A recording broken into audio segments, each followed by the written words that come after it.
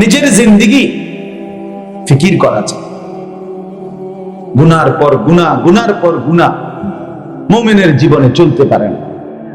একজন মা, একজন বোন 10 বছর বেপর্দা থাকতে পারে না যদি সে মুসলমান। একটা যুবক ছেলে একদিনও 5 ওয়াক্ত নামাজ পড়ে না, এটা মুসলমানের বাচ্চা হইতে পারে। একদম সোজা এসে আমি তো ভয় পাই, আমার তো দিল বলে এটা মানুষের বাচ্চা, কি মুসলমানের বাচ্চা যার কপালে সেজদা নাই, যে নামাজ পড়তে যার মন চায় না, পড়েই না, মানুষের বাচ্চা কেমন? আমার এটাই বুঝে দেন। হ্যাঁ, যে মনিব চেনে না, যে মালিক চেনে না, যে বানানেওয়ালা চেনে না, সে পড়লো কি, শিখলো কি, কি গোড়ার ঘাস পড়লো তো বুঝি না। আমি বুঝি না। এই মা বা তার মাকে, তার বাবাকে, তারাই বা তারে কি বুঝা পালতেছে, তারাই বা কি বুঝা সংসার করতেছে, আমি বুঝি।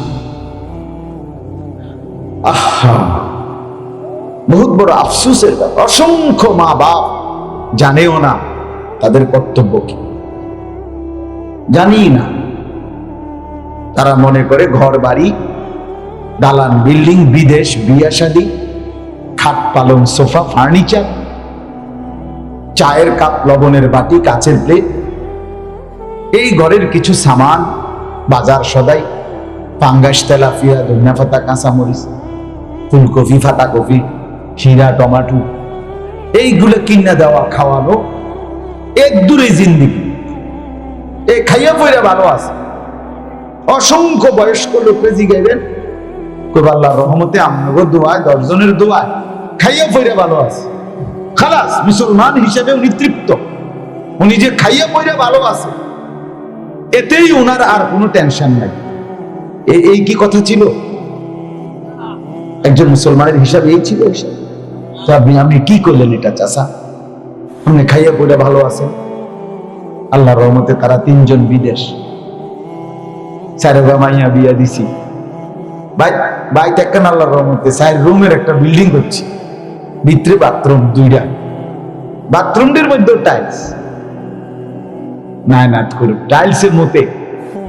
আলহামদুলিল্লাহ, সৌভাগ্য, কপাল। ওনার বাপ দাদা মালিক মুখছে, ওনার জিফুত নায়নাত করে এখন টাইলসের মতে। আর কি দুনিয়া আসা তো সার্থক। সৌভাগ্য, ওনার কপাল। 3 ফুট বিদেশ ঠাকুরের বরকতে তো এখন টাইলসের মতে। খালাস, হিসাব ক্লিয়ার ওনার। এবার বাকি টাইম দেখবেন কি করে। যেহেতু পৃথিবীতে আসার উদ্দেশ্য হাসিল হয়ে গেছে, এই জন্য বাকি টাইম শুধু চা দোকান, বন খাবে, বিড়ি খাবে, আর এই টেলিভিশন, নাচ গান, পরের বদনাম, গীবত, শিকায়েত, মানুষের দোষ ত্রুটি বর্ণনা, গপসপ। হ্যাঁ, এই জিন্দিগি। হুজুর বালা না, অমুক হুজুর না, ভালো মানুষ তো নাই। ভালো মানুষ তো দেখি না। হেবড়ার মুখ দিয়ে বিড়ি, আপনার এই দুর্গন্ধওয়ালা মূর্খ বিড়ি খাওয়াই না বেড়া। আপনি ভালো মানুষ দেখেন না, আমি কি বলতে চাইতেছেন? এই আপনার মতো বিড়ি খাওয়াই না ভালো মানুষ তো আরো আছে, লগে যারা বিড়ি খায় এরা তো এই ক্যাটাগরি দিয়ে। আর যদি বলেন না এরারে ভালো মানুষ কয় না, তো তা আপনি এরকম বিড়ি খান কেন? কথা বলেন না। আপনি যেহেতু বিষয়টা বুঝছেন, বিড়ি খাওয়াই না করে ভালো মানুষ কয় না, তো আপনি এটা ছেড়ে দেন। ভালো মানুষ যে খুঁজতেছেন, আপনি খুঁজার কি দরকার? আপনি বলে যান। কথা বলেন না। আপনি ভালো মানুষ হয়ে যান না, সুবিধা কি? আপনি ভালো মানুষের মডেল হন, আপনাকে দেখে যেন মানুষ শিখে যে ভালো মানুষ এবারে কর, তাইলেই তো চলে। আমি বলে যাই। আল্লাহ আমাদেরকে বুঝ দান করেন। আমার বাপ, আমি কথাটা এটাই বুঝাইতে চাচ্ছি, পরিবর্তন দরকার। এটাই শুরু করছিলাম কথা, জিন্দেগি বদলানো দরকার।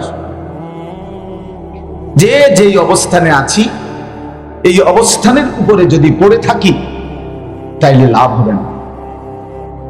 আখিরাত নিশ্চিত, কবর নিশ্চিত। স্বীকার করলেও স্বীকার না করলেও, আপনি যদি হাসতে হাসতে থাকেন তবুও কবরে যাবেন, আপনি যদি কাঁদতে কাঁদতেও জিন্দেগি পার করেন তবুও কবরে যাবেন নিশ্চিত। স্বীকার করেন আর নাই করেন, বিষয়টাকে খামখেয়ালি মনে করেন আর তুচ্ছতাচ্ছিল্য মনে করেন আর ঠাট্টা করেন আর মস্কারি করেন, যাই করেন আপনি মরতেই হবে, এটাই নিশ্চিত। সুখের সাগরে থাকেন আর দুঃখের পাহাড়ে থাকেন, একই কথা, মরতেই হবে, মরতেই হবে। কুল ইন্নাল মাউতাল্লাযী তাফিরুনা মিনহু ফাইন্নাহু মুলাকীক। আল্লাহ তাআলা বলেন, ইমরান ভাই এনে আসেন, না না না এখানে আসেন, আসেন এনে। আল্লাহ তাআলা বলেন, হে নবী আপনি বলুন, ইন্নাল মাউতাল্লাযী তাফিরুনা মিনহু ফাইন্নাহু মুলাকীকুম। নবী আপনি বলে দেন, মৃত্যু থেকে তোমরা যেখানেই পলায়ন করো না কেন, ফাইন্নাহু মুলাকীকুম, মৃত্যু নিজেই তোমাদের সাথে সাক্ষাৎ করবে। করবে কিনা বলেন? মৃত্যুই সাক্ষাৎ, তুমি ডাকতে হবে না, সেই আসবে, সেই আসবে। আইনামা তাকুনু ইউদরিকুমুল মাউত ওয়ালাউ কুনতুম ফি বুরুজিন মুশাইয়াদা। আল্লাহ তাআলা বলে, বান্দা একেবারে সুউচ্চ প্রাসাদ, যার চারদিকে কোনো ছিদ্র নাই ঢুকবার, উপর দিয়েও ঢুকবার কোনো ছিদ্র নাই, ছাদ নিশ্ছিদ্র সুউচ্চ দালানের প্রাচীরের ভেতরেও যদি তুমি আশ্রয় নাও, মৃত্যু তোমার সেখানেই পৌঁছবে। ইউদরিকুমুল মাউত ওয়ালাউ কুনতুম ফি বুরুজিন মুশাইয়াদা। তাইলে এক চিরন্তন বাস্তবতা বাপ বুঝতে শেখেন, ভাবতে শেখেন। ছেলেরা তোমরাও ভাবো ভাইয়া, হায়াতের কদর করো দোস্ত আমার, বন্ধু আমার। তুমি যদি হাসতে হাসতে আর রসিকতার ঠাট্টা করো, তারপরও হায়াত শেষ হয়ে যাবে। এই যৌবনও ফিরবে না, এই বৃদ্ধ কালও ফিরবে না।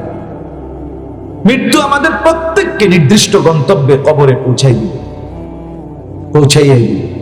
কাজে চির বাস্তবতা যেটা, যেটাকে অস্বীকার করা, যেটা থেকে পাশ কাটবার, আপনি এই দল থেকে ওই দলে, ওই দল থেকে এই দলে, আপনি এই বুদ্ধি থেকে ওই বুদ্ধিতে, আপনি এই চেষ্টা থেকে ওই চেষ্টাতে পাশ কাটতে পারবেন।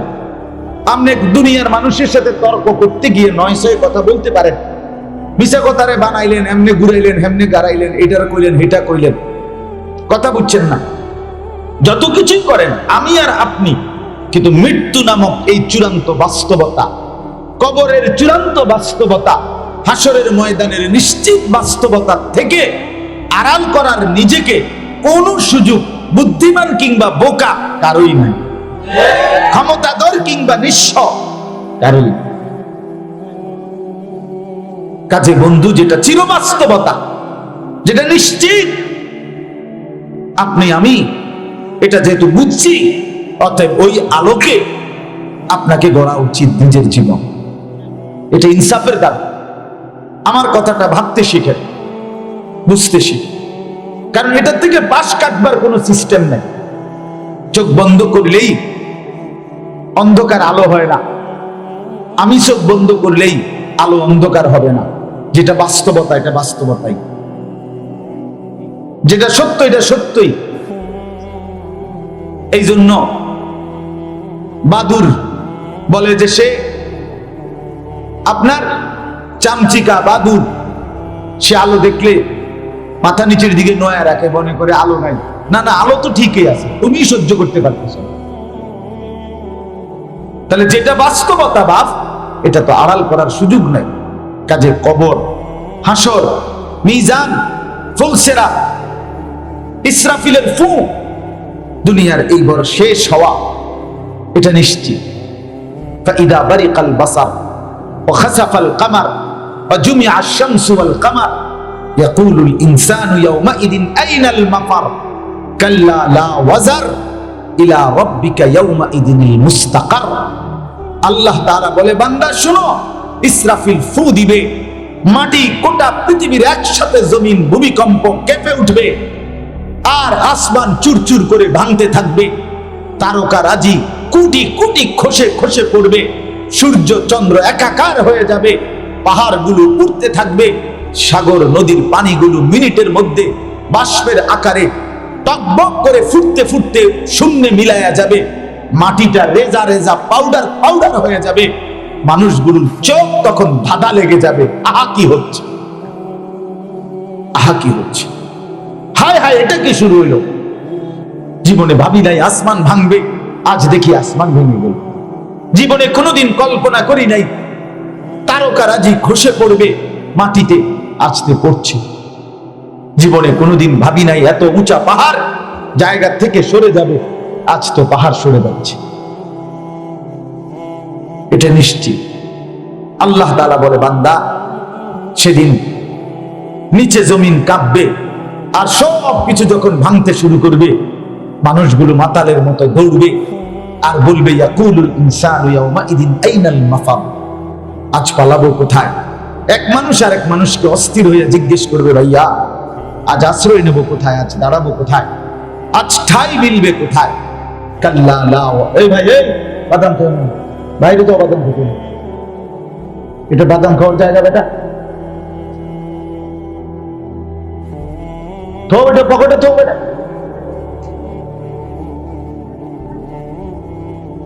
কাল্লা লা ওয়াজার, আল্লাহ তাআলা বলেন, না বান্দা আজ জমিনে কোথাও কোনো আশ্রয় নেই, কোথাও কোনো ঠিকানা নাই, কোথাও কোনো ঠিকানা নাই, আজ দাঁড়াবার কোনো জায়গা নাই। জমিনের ভূমিকম্প থামবে না ততক্ষণ। তাফসীরের মধ্যে আছে, এই জমিনের উপরের একটা বালুকণা, একটা খের, একটা সুই সুতা যতক্ষণ পর্যন্ত সবকিছু কাঁপতে কাঁপতে যতক্ষণ পর্যন্ত না মাটির নিচে না যাবে, ততক্ষণ ভূমিকম্প এক সেকেন্ডের জন্য বন্ধ হবে না। ইয়া আইয়ুহান নাস ইত্তাকু রাব্বাকুম ইন্না জালজালাতাস সাআতি শাইউন আযীম।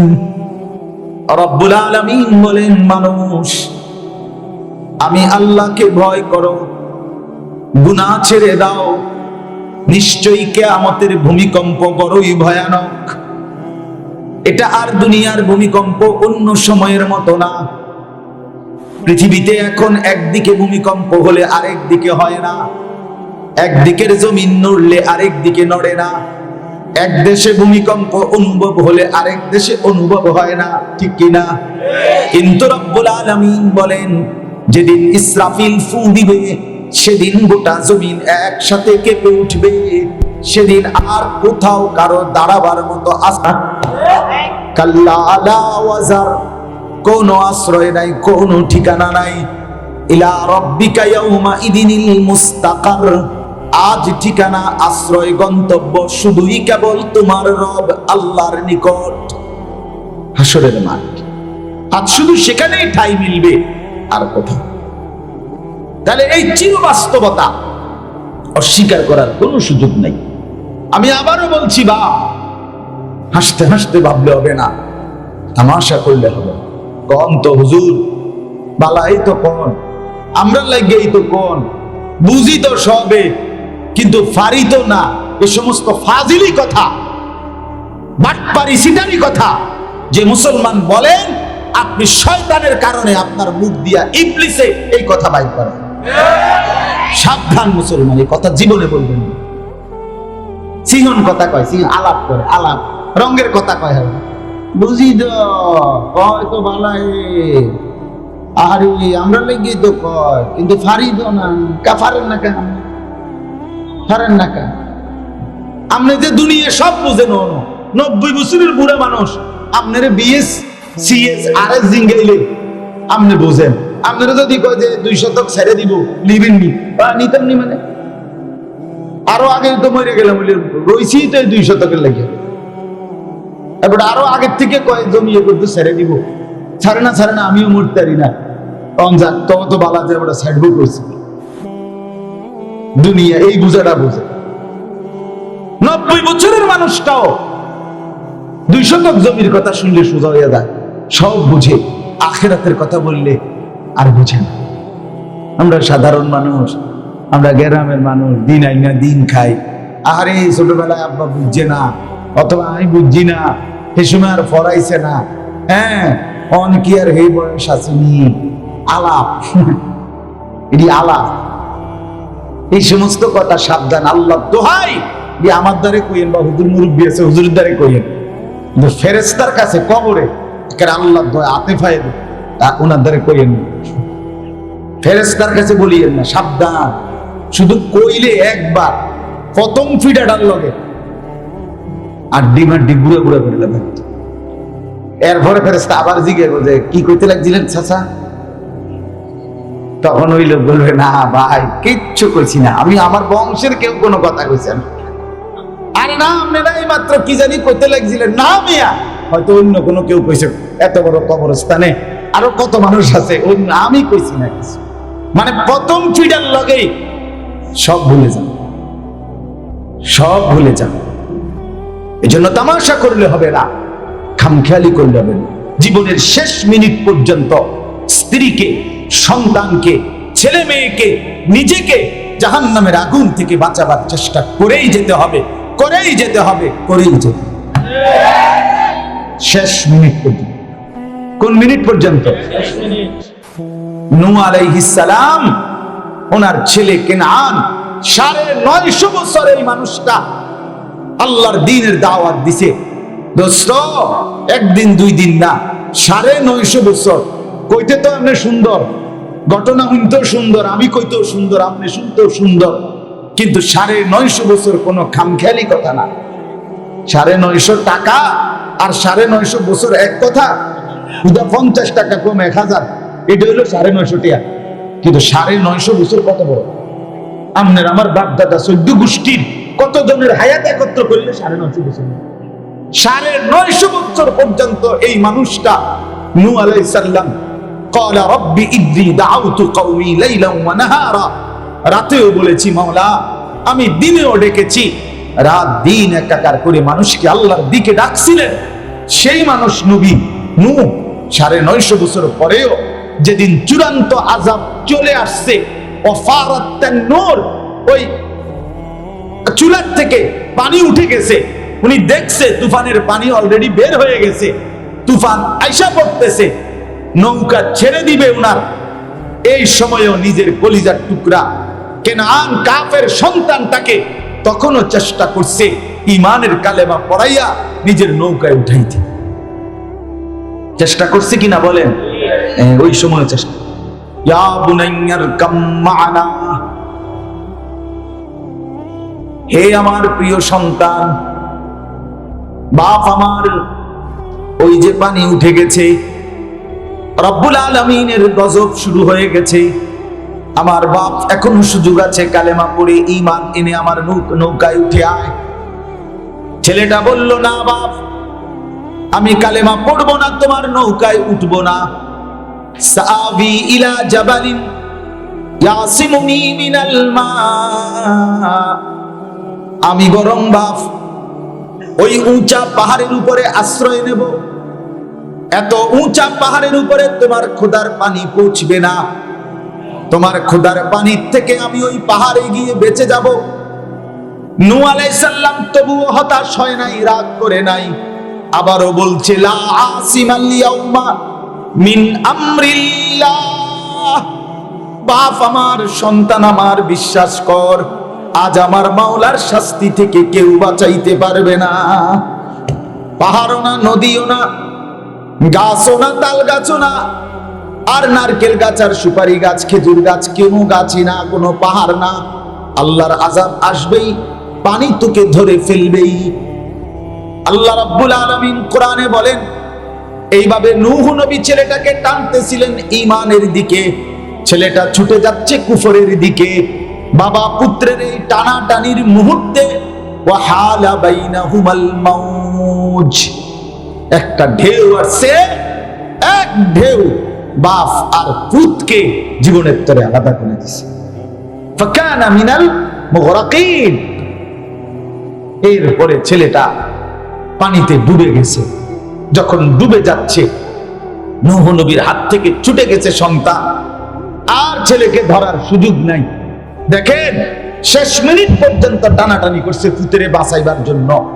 যখন আর ভাবতেছে হবে না, এইবার নূহ আলাইহিস সালাম এবার ছেড়ে হাত যখন ছুটে গেছে, এবার নিজের হাত আসমানের দিকে উঠাইছে, তবুও হাল ছাড়ে নাই, আবার হাত উঠাইছে আল্লাহর কাছে, এবার হাত উঠাইছে রব্বি ইন্না ইবনি মিন আহলি, আল্লাহ ডুবে যায় যে ছেলেটা, এটা আমার বংশধর, আমার সন্তান মাওলা।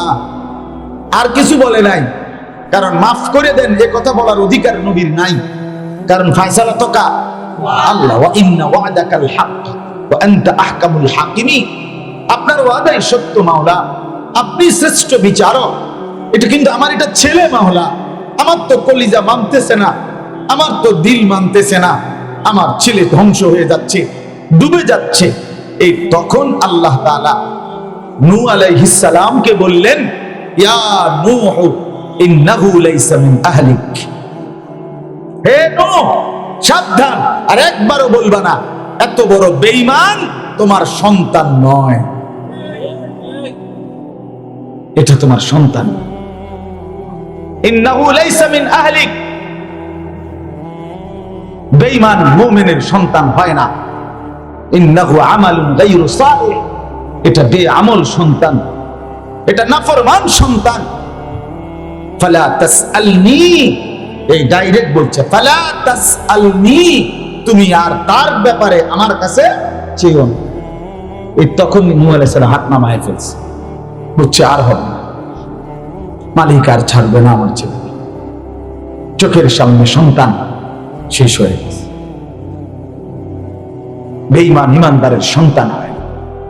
এই জন্য আমি দুঃখে বলছিলাম বেটা, ওই কথাটা আমি শুরুতে বলছিলাম, একটু আগে বলছিলাম না কথাটা, খোদার 365 দিনে মুসলমানের বাপ, আমি প্রত্যেক দিন বলি 365 দিনে একটা বছর, এক বছরে আপনার 16 বছর 18 বছরের ছেলেটা মেয়েটা একটা দিনও কোনোদিন ফজরের নামাজ কোনোদিন পড়লো না।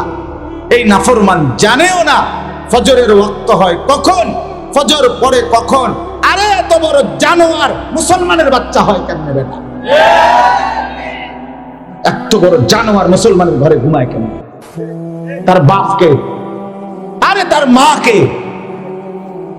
এই ছেলে তোরা যারা ফজরের নামাজ পড়ো না, তোরা কোন লজ্জায় জমিনে মানুষের সাথে হাঁটো কেমনে?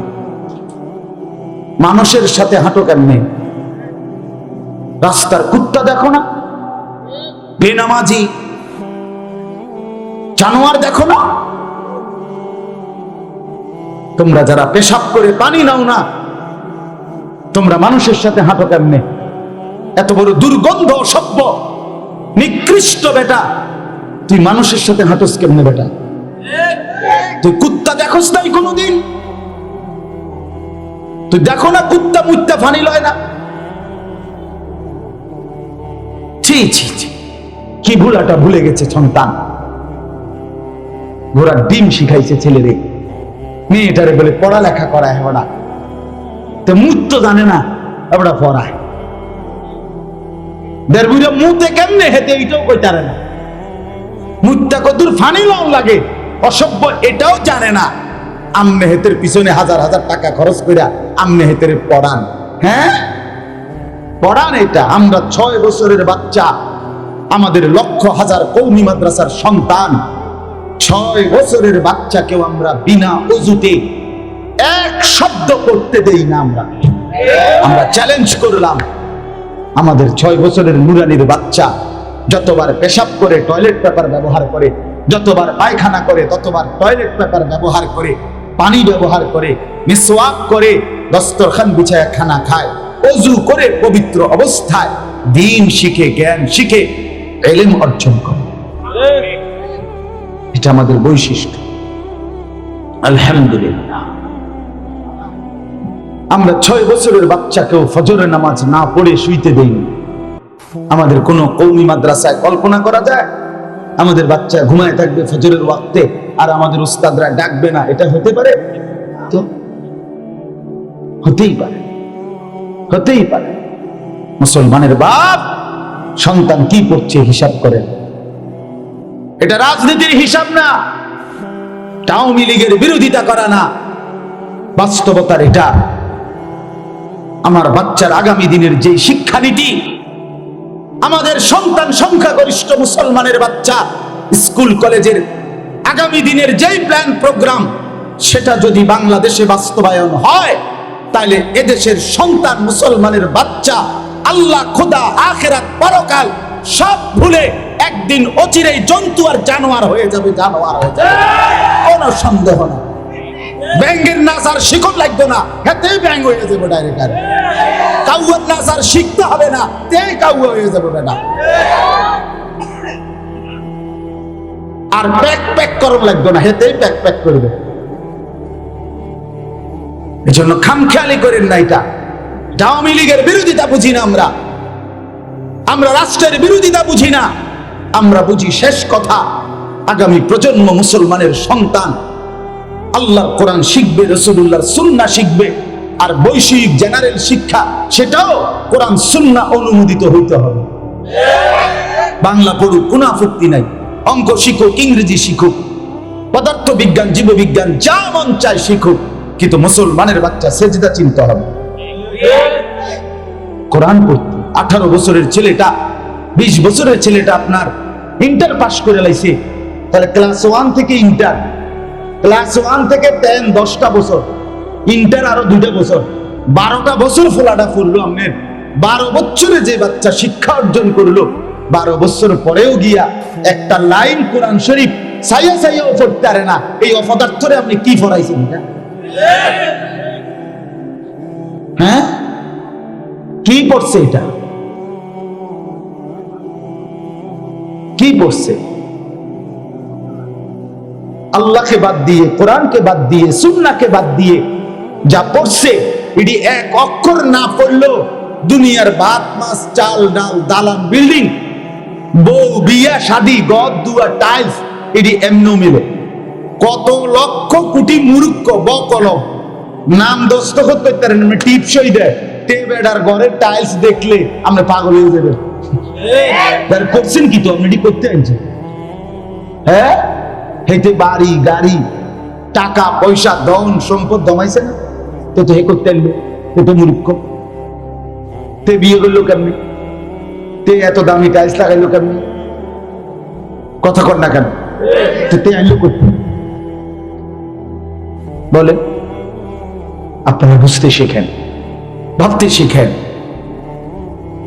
আমাদের ব্রেনে ঢুকায় দিছে কোরআন বাদ দাও, সুন্নাহ বাদ দাও, এই দুইটা বাদ দিয়ে বাকিগুলো খুব পড়ো, সন্তান মানুষ হবে, সন্তান মানুষ হবে। সন্তান যদি মানুষ হয়, তাহলে দাঁড়াইয়া পেশাব করে কেন? মানুষ তো দাঁড়াইয়া পেশাব করে না, কুত্তা না দাঁড়াইয়া পেশাব করে। সন্তান যদি মানুষ হয়, তাহলে পরের বোন, পরের নারী, তার দিকে লোভের দৃষ্টিতে রাক্ষসের মতো তাকায়া থাকে কেন? সারা রাত উলঙ্গ ছবি দেখে কেন? কি মানুষ হইল সন্তান? কি মানুষ হইল বলে? এজন্য বাপ, আমরা এটা স্পষ্ট বলতে চাই, এটা ভাববেন আপনারা, বুঝবেন, বুঝতেই হবে এটা আগামীর আমাদের স্পষ্ট। আরে বাংলাদেশের বুদ্ধিজীবী হুজুর, আপনি জানেন বাংলাদেশের বুদ্ধিজীবীদের মন্তব্য সরাসরি শিশু, যতক্ষণ পর্যন্ত কোনো বাচ্চা শিশু থাকবে, ততক্ষণ পর্যন্ত শিশুর কোনো ছেলে মেয়ে নাই। নতুন করে এই আগামী সময়টা শুনবেন, এটা লেখা হয়ে গেছে অলরেডি বইপত্র। শিশুদের মধ্যে কি নাই? কোনো ছেলে মেয়ে নাই। শিশুকে ছেলে বা মেয়ে হিসেবে আলাদা বলা, এটা শিশুর অধিকার ক্ষুণ্ণ করা। শিশু শিশু। বাংলাদেশের আন্তর্জাতিক আইনে বাংলাদেশ সহ 18 বছরের নিচ পর্যন্ত সে শিশু। তাইলে বোঝা গেল 12 বছর, 14 বছর, 13 বছর, 15 বছরের ছেলে মেয়ের মধ্যে কোনো ছেলে মেয়ে নাই, শিশু। যার যেখানে মন চায় ঘুমাবে, যার যেখানে মন চায় শুইবে, যার যেখানে মন চায় চলবে। কি অর্থ? কি এর অর্থ কি? কোথায় পৌঁছবে আমার সন্তান? আমার সন্তান কোথায় পৌঁছবে? আমার সন্তান পরীক্ষা দিবে না কেন? আল্লাহ তাআলা এই কোরআনুল কারীমের মধ্যে বারবার বলছে, দুনিয়ায় সৃষ্টির উদ্দেশ্য পরীক্ষা নেওয়া, পরীক্ষা নেওয়া, পরীক্ষা নেওয়া। আছে না? লিনাবলুয়াহুম আইয়ুহুম আহসানু আমালা। আল্লাহ বলে কেন মানুষকে আমি জীবন দিলাম? আল্লাহ নিজে বলে পরীক্ষা নেওয়ার জন্য কার আমল কতটা সুন্দর। আল্লাহ বলেন ওয়ানাবলুকুম বিশ-শাররি ওয়াল খাইরি ফিতনা, আমি আল্লাহ তোমাদেরকে ভালো মন্দ উভয় মুসিবত উভয় অবস্থা দিয়ে পরীক্ষা করছি। আল্লাহ বলেন ওয়ালানাবলুওয়ান্নাকুম বিশাইইন মিনাল খাউফি ওয়াল জু', আল্লাহ বলেন আমি অবশ্যই অবশ্যই তোমাদেরকে পরীক্ষা করব। আল্লাহ বলেন আহাসিবান নাসু আন ইউতরাকু আন ইয়াকুলু আমান্না ওয়া হুম লা ইফতানুন, লোকেরা কি মনে করেছো শুধু বলবা মুখে মুখে মুমিন, অথচ আমি আল্লাহ পরীক্ষা করব না, এমনটা নি ভেবেছো? আল্লাহ বলে না না, ওয়ালাকাদ ফাতান্নাল্লাযীনা মিন ক্বাবলিহিম, ইতিপূর্বে যত মানুষ ঈমানের দাবি করেছে আমি আল্লাহ প্রত্যেকটা ঈমানদারের পরীক্ষা নিয়েছিলাম। কি নিয়েছিলাম? দুনিয়াকে দারুল ইমতিহান বলে নাকি? দুনিয়া দারুল ইমতিহান, দুনিয়া পরীক্ষার ঘর, দুনিয়া পরীক্ষার ঘর, আখিরাত ফলাফলের ঘর, ওইটা দারুল জাযা। পরীক্ষা দিবেন এখানে, ফলাফল মিলবে কোথায়? হাসরের মাঠ। পরীক্ষা বন্ধ হবে কেন? হাসতে হাসতে খেলতে খেলতে তামসা করতে করতে বাচ্চা নষ্ট হয়ে যাবে। বাচ্চাকে যথোপযুক্ত পরীক্ষা অ্যাটেন্ড করতে হবে। মুসলমানের বাচ্চা যদি পরীক্ষাই না দেয়, মজবুত পড়ালেখাই না করে, আগামী প্রজন্ম আমরা মজবুত মেহনতি কর্মক্ষম কর্মঠ উদ্দীপনাময় সন্তান পাবো না। আগামী সময়টা যদি এভাবে চলতে থাকে, আগামী 20 বছর পরে আমার প্রজন্ম হবে মোবাইল নির্ভর। মোবাইল নির্ভর, 24 ঘন্টা মোবাইল টিফাল ছাড়া এই জানোয়ার আর কিছুই বুঝবে না, আর কিছু বুঝবে না। এখনই তো হালাত, এখনই তো মার ইজ্জত, বাপের ইজ্জত, বংশের ইজ্জত, সমাজের ইজ্জত বলতে কিছু নাই যুবকের কাছে। তার কাছে তার জিন্দেগি এই বড় মোবাইল। মোবাইল টিপতে আছে কি মানুষ দেখে না কেউ দেখে, কোনো ইজ্জত সম্মানের কোনো বালাই নাই। জিন্দেগি আমারে খোদা বানাইছে মোবাইল টিপতাম, মোবাইল রে বানাইছে আমারে লাগিয়া শেষ। সারা রাত উলঙ্গ ছবি দেখে, সারা দিন বন্ধুদের আড্ডায়, শুধু মোবাইল শুধু মোবাইল শুধু মোবাইল শুধু মোবাইল। কত মা যে আমার কাছে কান্দে, কত বাপ আমার কাছে দোয়া চায়, হুজুর ছেলেটাকে মোবাইল থেকে ফিরাইতে পারছি না। আমার বাপ, অতএব কোরআন সুন্নাহর ইলমের কোনো বিকল্প নেই, মাদ্রাসার কোনো বিকল্প নেই। আগামী দিনে প্রমাণিত হবে ইনশাআল্লাহ। কোনো আর খুব দ্রুত খুব অল্প সময়ের ব্যবধানে এটাই প্রমাণিত হবে কোরআন সুন্নাহর কোনো বিকল্প নাই। এই ফিরে আসবেন, আপনারা ফিরে আসবেন। এখন তো বলা বিয়ে করাইলে 1 বছরের মাথার বউ লই আলগা হইয়া যায়। আগে আগে আলগা বাসা লই, এরপরে বিয়ে করবে 6 মাস পর। এই বেশি দিন নাই। এত বড় শিক্ষিত মেয়ে, আমার এক আত্মীয় বলতেছে মেয়ে ইন্টার পড়ছে, বিয়ে করাইছে, লাকড়ির চুলা। মেয়েরে কইছে হেবুড়ি রাঁধছে, শাশুড়ি রান্দা বাইরে দেয়, শুধু রান্নার পরে বাড়ি ফেলে দুই তো বিল্লা দিছে। বেড়ি আগে বলে বউয়ে একটা মুখ চোখ বাইন্দা বালা করে রুমাল দিয়া, চেহারা শুধু মাইক বাইন্দা টাইন্দা, ওই যে কাদা লাগবে কালি কালি, মুখে যদি কালি লাগে তো পাউডার ফেয়ার এন্ড লাভ দিয়ে যদি উঠতে যায়। হ্যাঁ, কসম আল্লাহ, আমার আত্মীয় ঘনিষ্ঠ মানুষ কোথায় পৌঁছতেছে অবস্থা। আমার মা চাচিরা বোকা ছিলেন সব, ওনারা বছরের পর বছর লাকড়ির চুলায় রান্না করে নাই। আমার মা বলছে ফুদ, এত বড় সংসার ছিল তোর দাদার, এত বড় সংসারে কখনো সেই সকাল ভোর ফজর পর থেকে ধান লইতো, এরপরে যা টিনের মধ্যে এগুলারে সিদ্ধ করতো, রাত 10টা 12টা পর্যন্ত আমগরে ফালাইয়া রাখতো এক পাশে। মা কইতো কয় তোর দাদার চোখ ফাঁকি দিয়া কষ্ট কইরা দৌড়াইয়া গিয়া কদ্দুর দুধ খাওয়াইতাম তো করে, আবার হালাইয়া যাইতাম, সারাক্ষণ কানতাম। কিন্তু মা বলে কয় যে এত বড় সংসার গুছাইতে গিয়া সারাটা দিন সারাটা রাত মেহনত করছি, এর ভিতরে দিয়া আমরা 5 ভাই 3 বোন, আরো 2 জন মার সন্তান মারা গেছে, 10টা ভাই বোন। মা লালন পালন করছি, কেমনে করছে আমার মাথাতে ধরে না এখন। 10 জন আমার শায়েখ আল্লামা মুফতি মুশতাকুন নবী কাসেমি হযরতের 13 জন ভাই বোন, এক মার ঘরে 13 জন ভাই বোন এখনো আছে, 13 জনই আছে আলহামদুলিল্লাহ। 13 জন ভাই বোনকে কেমনে মানুষ করছে? ওই মহিলা এত বড় সংসার সামলাইছে কেমনে? তাই চিন্তা করে দেখছেন? হ্যাঁ, এবারে ও তো পড়ালেখা করেছে তো বাবা, এই জন্য এত বড় সংসার তো বুঝবে না। ওকে যদি একটা আলাদা বাসা নিতেন, শুদ্ধ মারে, শুদ্ধ মারে বেড়া, শুদ্ধ মারে। এরপরে আলাদা বাসা মানে ওনার কাম হলো 3টা: 1, রিমোট হাতে রাখা সারাক্ষণ টেলিভিশন দেখা; 2, ড্রেসিং টেবিলের মধ্যে বিভিন্ন কালারের সাজা; আর 3, বাকি টাইম বাজারে আর মার্কেটে টোটো টোটো করে ঘোরা। খালাস খালাস, রান্না হচ্ছে না, ওকে, কোনো অসুবিধা না, হোটেল আছে না, ওকে, যে 2টা পরোটা, একটা ডাল ভাজি নিয়ে নেবো, আর তুমি পারলে একটা ডিম ভাজা দিও। খালাস। ওয়াও ওয়াও ওয়াও, ঠিক আছে ভদ্রলোক, শুদ্ধ খাইয়া খাইয়া, শুদ্ধ কইয়া কইয়া পরোটা খাও। আমরা আল্লাহর মধ্যে ভাতে খাই ঠিক মতো। আমরা বিবি তো শত বদ না, কৌমি মাদ্রাসায় পড়ছে তো শত বদ না।